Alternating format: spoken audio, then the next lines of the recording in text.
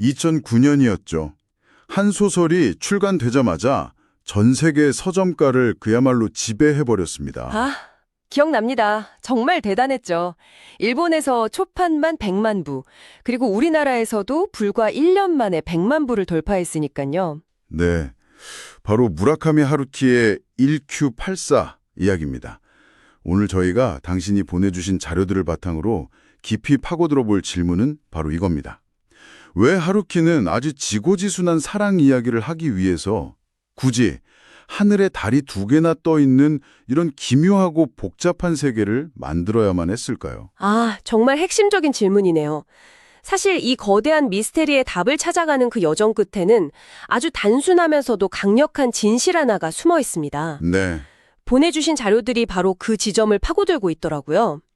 1Q84의 평행세계, 또 기이한 존재들, 그리고 음악적인 구조까지 이 모든 것들이 어떻게 단 하나의 메시지를 향해서 정교하게 맞물려 돌아가는지 그 톱니바퀴들을 하나씩 맞춰보겠습니다. 좋습니다. 그럼 그 거대한 수수께끼의 상자를 함께 열어보죠.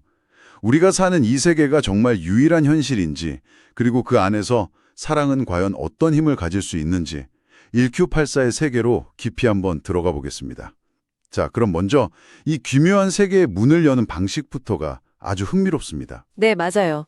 주인공 아오마메가 꽉 막힌 수도고속도로 위, 그 택시 안에서 야네체크의 심포니에타를 듣잖아요. 네, 그러다가 비상계단으로 내려오면서 모든 게 시작되죠. 바로 그 순간 그녀는 1984년에서 1Q84년으로 넘어가게 됩니다. 그렇죠. 근데 겉보기에는 거의 똑같은 세계예요. 맞아요. 하지만 아주 사소한 것들이 조금씩 뒤틀려 있죠. 경찰관의 제복 디자인이 미묘하게 다르다거나. 신문기사에 실렸던 사건의 세부 내용이 기억이랑 다른 것도 있고요. 네, 이런 작은 균열들이 쌓이면서 독자들도 주인공이랑 같이 뭔가 이상한데? 하는 그 불안감을 느끼게 되는 거죠. 마치 잘 짜인 카펫에 실밥 하나가 슬쩍 풀리기 시작하는 그런 느낌이랄까요? 정확한 비유입니다. 바로 그 느낌이에요. 그리고 그 불안감의 쇠기를 박는 결정적인 상징이 등장하죠. 바로 하늘에 떠 있는 2개의 달. 네. 하나는 우리가 원래 알던 그 크고 노란 달, 그리고 그 옆에 이끼처럼 푸르스름한 작은 달이 하나 더 있는 거죠. 이건 정말 처음 읽었을 때의 그 충격이 아직도 생생합니다. 그 2개의 달은 단순한 판타지적인 장치를 넘어섭니다. 보내주신 자료의 분석처럼요. 이건 우리가 절대적 진실이라고 믿는 현실의 토대가 얼마나 쉽게 흔들릴 수 있는지를 보여주는 가장 강력한 시각적 메타포라고 할 수 있어요. 하늘의 달은 하나다라는 의심의 여지조차 없던 상식이 무너지는 순간 우리가 발딛고 있는 이 세계 전체가 의심의 대상이 되는 거니까요. 이 기묘한 세계로 각자의 길을 통해 걸어 들어가는 두 주인공이 있습니다. 피트니스 강사이자 가정폭력에 시달리는 여성들을 위해 가해자 남성들을 조용히 제거하는 암살자 아오마메. 그리고 입시학원 수학 강사이자 소설가 지망생인 덴고. 이 둘의 연결고리가 참 기가 막히죠? 네, 정말 그렇죠. 10살 때 교실에서 단 한 번, 정말 몇 초간 손을 잡았던 게 전부입니다. 그 후로 20년 동안 한 번도 만나지도 연락하지도 못했고요. 그런데도 그 짧은 순간의 기억이 두 사람의 전생애를 지배하는 절대적인 기준점이 돼요. 서로가 서로의 진자세계인 셈이군요. 네, 바로 그렇죠. 사실 이 설정 때문에 일부 비평가들은 너무 비현실적이다, 거의 동화 같다고 지적하기도 하잖아요.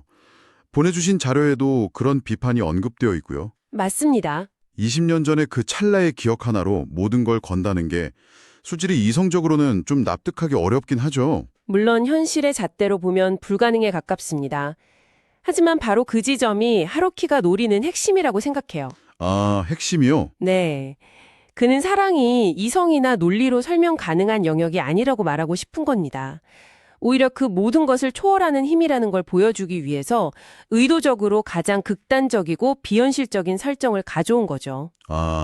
그 비현실적인 사랑의 힘을 증명하기 위해서는 역설적으로 달이 2개 떠 있는 비현실적인 세계가 가장 완벽한 무대가 되어주는 겁니다. 와, 그러니까 그 비현실성이 오히려 주제를 강화하는 장치가 된다는 말씀이시군요. 정확합니다.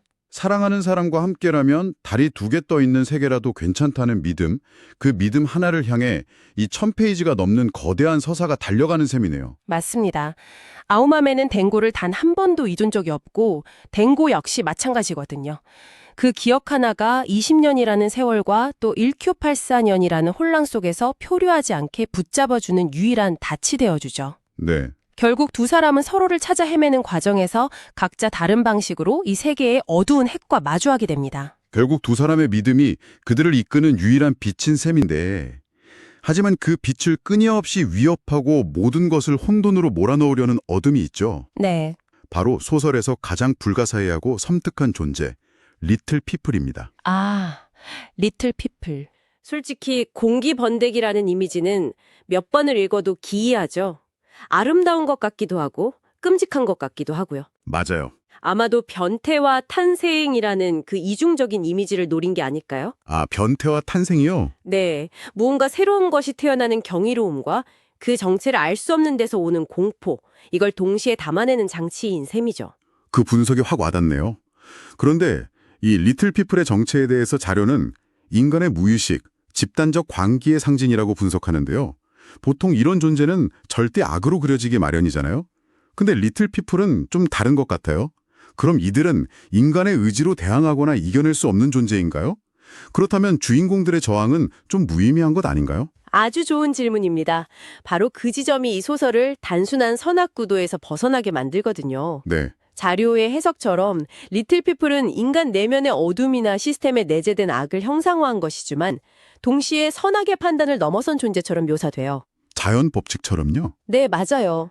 마치 비가 오고 바람이 부는 것처럼 어떤 조건이 갖춰지면 어김없이 나타나는 자연 법칙처럼요. 인간이 만들어낸 공백이나 균열, 어둠 속에서 저절로 자라나죠. 예를 들면 선구라는 종교 집단이 그들에게 일종의 통로를 제공해 준 셈이군요. 정확합니다. 선구의 리더는 리틀 피플의 목소리를 듣는 퍼시버였지만 그 자신도 그들의 힘에 의해 딸을 잃는 피해자이기도 했죠. 아, 리틀 피플은 자신들의 의지를 관철하기 위해 인간을 도구로 쓸 뿐이지 그들에게 어떤 악의가 있는 것처럼 보이지도 않아요. 그냥 자신들의 일을 할 뿐이죠. 그렇군요. 이런 복잡성 때문에 아오마메의 암살이나 덴고의 저항은 단순히 악당을 물리치는 행위가 아니라 이해할 수 없는 거대한 힘의 흐름에 맞서서 인간으로서의 존엄성을 지키려는 처절한 몸부림이 되는 겁니다. 이 소설이 분량이 어마어마한데도 정말 시간 가는 줄 모르고 읽게 되잖아요. 네, 흡인력이 대단하죠. 그 이유 중 하나가 바로 구조의 힘인 것 같아요. 1, 2부에서는 아오마메와 덴고의 시점이 한 챕터씩 번갈아 나오는데 아오마메의 파트가 절정의 순간에 딱 끊기고 덴고 이야기로 넘어가면 아, 안 돼 하면서도 덴고의 이야기에 또 금세 빠져들게 되잖아요. 맞아요. 독자의 마음을 그야말로 쥐락펴락하죠. 네. 그게 바로 음악의 푸가 기법을 연상시키는 구조입니다. 아, 푸가 기법이요? 네. 여러 개의 독립적인 멜로디가 각자에 진행되다가 서서히 얽히고 쌓여서 하나의 거대한 화음을 만들어내는 것처럼 평행선을 달리던 두 주인공의 이야기가 점차 서로에게 영향을 미치면서 하나의 운명으로 합쳐지는 과정을 정교하게 보여주죠. 그리고 3부에서는 이 둘을 추적하는 사설탐정 우시카워라는 제3의 선율이 추가되면서 훨씬 더 복잡하고 긴장감 넘치는 교향곡이 완성되고요. 그렇죠. 야나체크의 심포니에타가 소설의 문을 여는 열쇠로 쓰인 것도 그런 음악적 구조를 암시하는 장치였군요. 네, 작가가 아주 의도적으로 배치한 거죠. 그리고 자료에서는 이 작품이 하루키 문학의 집대성이라는 평가를 내놓고 있습니다. 노르웨이의 숲의 순수한 사랑, 태엽 감는 세연대기의 역사의식, 해변의 카프카의 초현실적 세계관이 모두 녹아있다고요. 맞습니다. 거기에 더해서 이전 작품들보다 훨씬 더 사회적인 이슈를 정면으로 다뤘다는 점이 중요합니다. 사회적인 이슈라면요. 절 살인가스, 테러 사건이죠. 당신이 보내주신 자료에서도 이 부분을 중요하게 짚고 있더군요. 네, 그 사건 이후 하루키가 그 주제에 계속 천착해왔다고요. 그렇죠. 하루키는 그 사건의 피해자들을 직접 인터뷰해서 언더그라운드라는 기념비적인 논픽션을 썼습니다. 아, 그랬군요. 그 경험이 이 소설에 그대로 녹아든 겁니다. 이전까지 개인의 내면과 상실에 주로 집중했던 그가 선구라는 가상의 종교 집단을 통해 어떻게 평범한 사람들이 맹목적인 믿음에 빠져들고 또 어떻게 거대한 시스템이 개인을 집어삼키면서 사회적 폭력으로 이어지는지 그 악의 평범성에 대해 본격적으로 질문을 던지기 시작한 거죠. 1984는 그 오랜 고민의 결정체라고 볼 수 있습니다. 마침내 온갖 역경을 뚫고 재회한 아우마메와 댕고는 함께 1984년을 빠져나가기로 결심합니다. 네. 처음 아우마메가 들어왔던 그 고속도로 비상계단을 이번에는 둘이 함께 손을 잡고 거꾸로 올라가죠. 네. 그런데 그 결말이 정말 많은 생각을 하게 만들어요. 그들이 도착한 곳이 원래 1984년인지 아니면 또 다른 제3의 세계인지를 명확하게 알려주지 않죠. 맞아요. 아우마메가 불안한 마음에 하늘을 올려다보지만 작가는 끝내 달이 몇 개인지 보여주지 않습니다. 바로 그 지점이죠. 그래서 이게 좀 무책임한 열린 결말 아니냐 이런 이야기도 있잖아요. 독자를 끝까지 안심시켜주지 않으니까요. 네, 그런 비판도 있죠. 하지만 읽을수록 그게 아니라는 생각이 들더라고요. 어쩌면 달이 몇 개인지는 이제 더 이상 중요하지 않게 된 게 아닐까? 오, 정확하게 보셨습니다. 그러니까 세계의 진실 여부보다 두 사람의 관계가 더 우위에 서게 되는 거군요. 바로 그 지점입니다. 그리고 한 걸음 더 나아가면 하루키는 객관적인 진실이라는 개념 자체에 의문을 던지는 거죠. 나에게 가장 중요한 사람과 함께 느끼고 경험하는 이 세계가 저 멀리 있는 누군가가 규정하는 객관적인 세계보다 덜 진짜라고 할 수 있는가? 라는 질문을 던지는 겁니다. 그게 정말 와닿네요.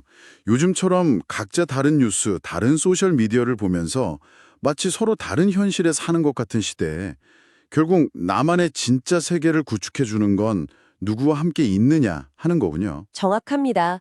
그들이 도착한 세계에 달이 하나든 둘이든 심지어 세 개이든 더 이상 중요하지 않게 된 겁니다. 네. 세상이 1984년이든 1984년이든 사랑하는 사람의 손을 잡고 있다면 그곳이 바로 두 사람이 살아갈 우리의 진짜 세계가 된다는 메시지죠.